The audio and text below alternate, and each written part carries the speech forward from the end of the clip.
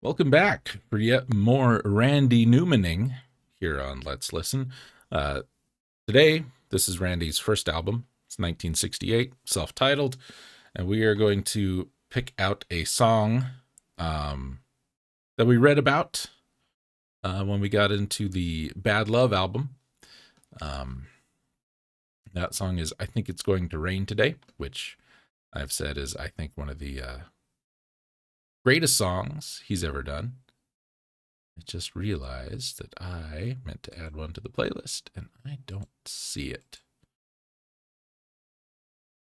Right there. Okay, that one's important. Gotta listen to that one. So first, Randy's debut album, and we're gonna listen to "I Think It's Gonna Rain Today."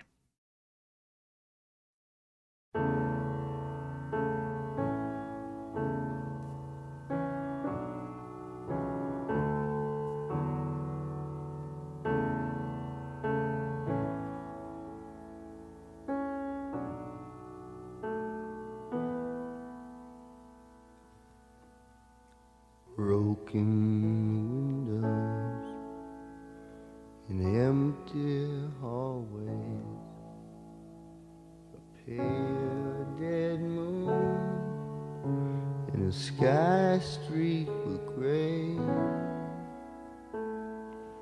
Human kindness is overflowing, and I think it's going to rain today.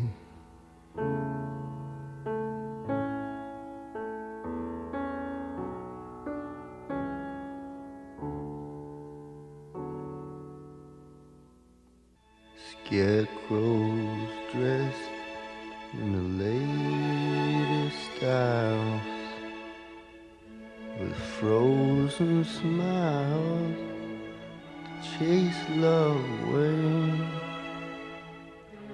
Human kindness is overflowing, and I think it's going to rain today. Lonely, lonely,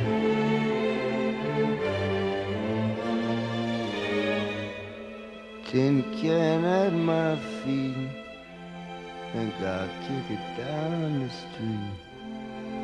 That's the way to treat a friend.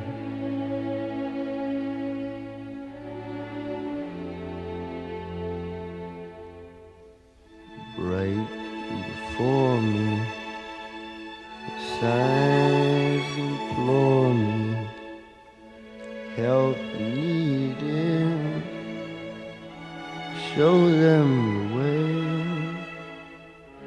Human kindness, it's overflowing,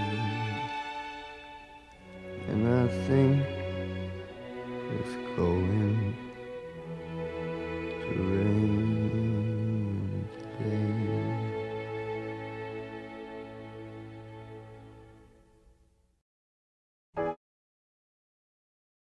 Almost didn't make the cutoff there. That song, there's not a lot to it. It's just three verses and a bridge. There's no chorus. There's no guitars. There's no drums. There's no nothing. And that was kind of one of the criticisms of this album when it came out.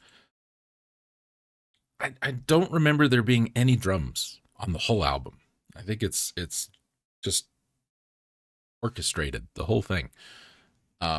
Orchestral, you know. The first album, there's a bit of lore to this. As the story goes, Warner Brothers, who released the album, was so disappointed with it after it came out that if you bought it and brought it back into the store you bought it from, back in the late 60s, Warner Brothers would let you exchange it, no questions asked, for any other Warner Brothers recorded album. Because it was so just like dumped on. And it's a damn good album. I think this is the best song on the album. This is it's I don't want to say it.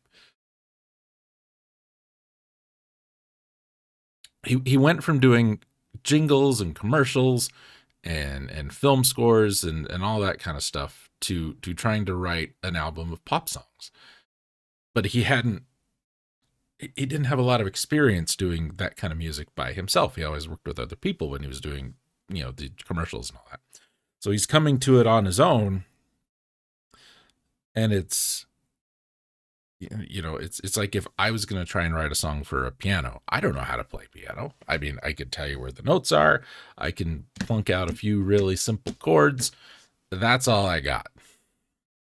And he was trying to take his knowledge and make the thing he wanted out of that, instead of trying to do things that are a little more traditional, I guess. Like, there's no drums.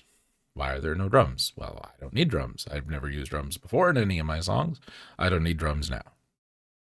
Album comes out. It's like, oh, maybe I should probably get some drums. This album actually ended up being out of print for like 14 or 15 years after it was released because, everybody dumped on it so bad. Since it's resurfaced, though, it's kind of become and this is something I like to do with artists when I get into them. I start at the beginning and I come up to present day. And this is really, I think, a perfect example of what's that portrait of the artist as a young man kind of thing. I think it's like, this is all of the things that make Randy Newman today are set in a foundation here on this album. Right. And they just expand and expand and expand as we go on. Happens with a lot of other artists. Tom Waits comes to mind. Tom Waits back then is very different from Tom Waits now, but there's still a lot of that early Tom Waits influencing current day Tom Waits. You know what I mean? There's still a lot of this era Randy Newman influencing Toy Story 3 Randy Newman. You know what I mean? I just think it's a fantastic song. I think it's a sad song. I do think it's one of the greatest songs ever written. His arrangements for strings, very strong in this. And it's because the composition training he's had. When somebody who doesn't know anything about it, like me, is going to go and put a string part in a song, you're like, oh, I'm playing a C chord, strings play a C. And then move to a G, and then to a whatever. Strings move with everything else. And I don't change the voicing. It's just the simple triad and the root. Pardon me. And it just bounces around. My goodness. Well, that's not what happens in this song. And that's not what happens with Randy in a lot of songs. And it's a skill I need to work on a little more to expand my musical repertoire when it comes to songwriting, because I don't write songs anymore like I should. But it makes it more interesting to listen to. If I'm playing a C on my guitar, what can I have the strings do to emphasize that by not being a C? You know what I mean? It's spicing it up without doubling the flavor. It's like imagine you have a steak and you want to emphasize the flavor of the steak. You don't do it by just putting another steak on top of it. You put other things with it. That's what those strings are. And that's what I need to learn to do better, which is why I like listening to Randy Newman, because it gives me some ideas. Speaking of ideas, our next track is going to be... Uh-oh, I lost it. Where'd it go? It was here. Is it on... Which album is it? Here we go. Next, from the Good Old Boys album, which is everything you think it would be. Oh, but there's another song on this album we really should do.